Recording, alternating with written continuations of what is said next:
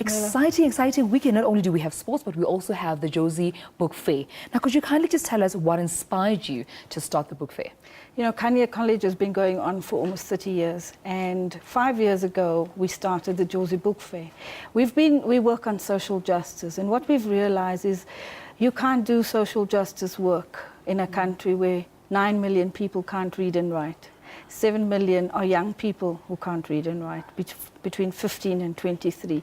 So we started the book fair as a fair to celebrate languages, to ensure and deepen a culture of reading and writing, to develop citizenship, to ensure tolerance, because this ensures that our quality of life is increased all around. You know, it doesn't matter what you read, reading sport, reading about music, food, gardening, academic, religious, you know, There's so many different things, children's stories.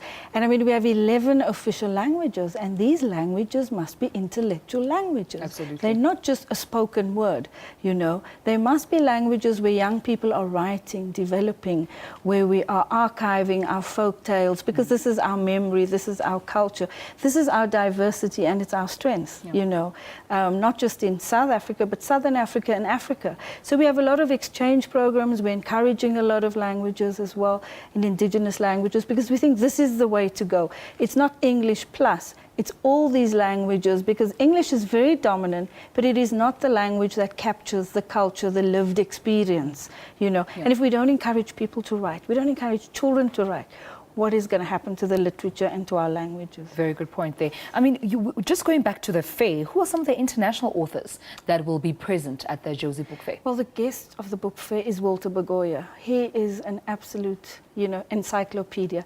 He is a publisher of note for the last 40 years. He writes children's books.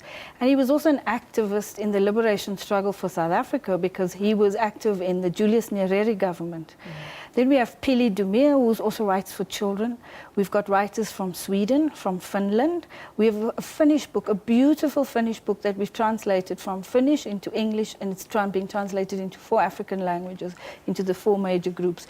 And it's a story about children's rights, about learning to say no. And for us, it's really, you know, it's a fun book, but at the same time, in a very subtle way, it says to children, you have a right to say no. And in a country where our children are abused, where, you know what I mean, they're not respected, the violence, etc.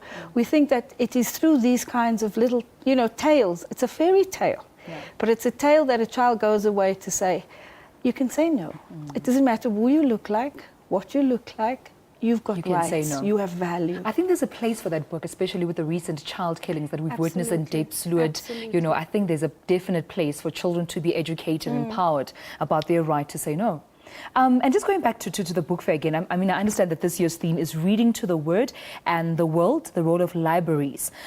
We know that some schools are not privileged enough to have libraries. So are they going to be left out in this Jozi Book Fair? Well, the whole point is to highlight the importance of libraries, because our parents are inheritors of apartheid. So they haven't, you know, the value of books, of reading. We're having to deal with that.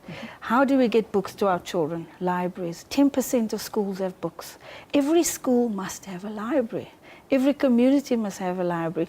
Libraries must be thriving places of culture, of storytelling, you know, and they must be open. I was in Sweden recently because we also have a partnership with the Gothenburg Book Fair, because they've been running their fair for 28 years. So we're learning a lot of things about logistics, how to run a fair, and, you know, why must we reinvent the wheel when we can learn from them? And they are very kindly showing us and teaching us a lot about running book fairs.